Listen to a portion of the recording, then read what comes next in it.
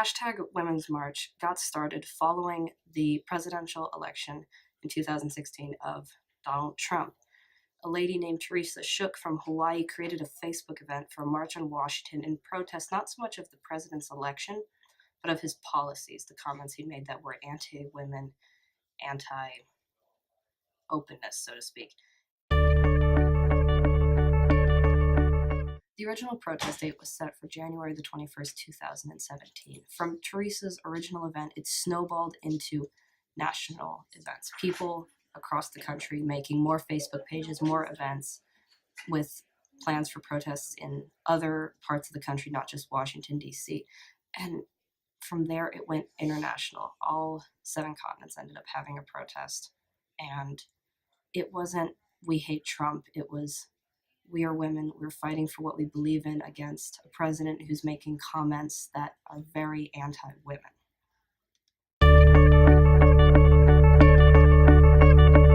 On January the 21st of 2017, the entire world protested. In the United States alone, we had Los Angeles, Boston, Seattle, New York City, Atlanta, Washington, D.C.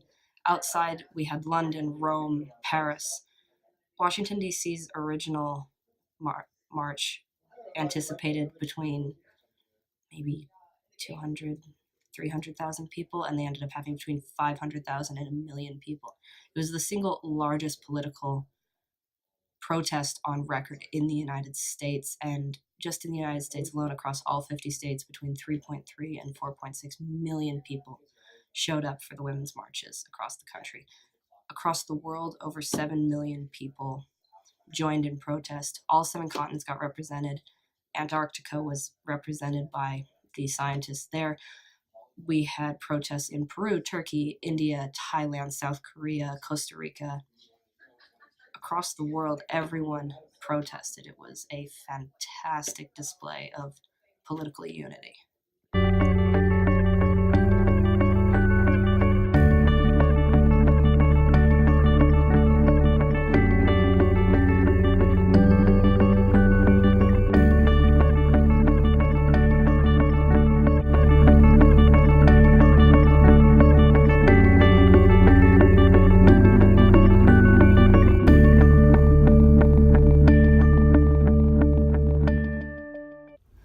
So, following the march, media coverage tapered off into the summer and fall of 2017, but people began to plan almost immediately for another march in 2018, which occurred on the 20th and 21st of January this year. And once again, as similarly the year before, media coverage dropped off until they started planning for 2019, which talks are going on about right now. People are planning already for Women's March 2019. They use hashtags #WhyIMarch, which women discuss why they decide that this is something they need to spend their time on. There's also Women's March Global, which helps people across the world show up and represent in their own country how they're working with women around the world.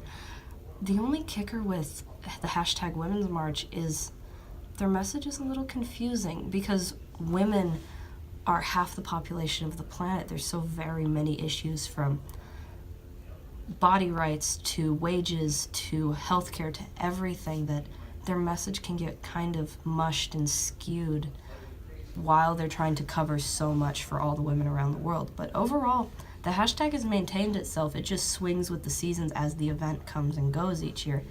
And I think we can actually anticipate seeing it not just in 2019, but going forward into the 2020s.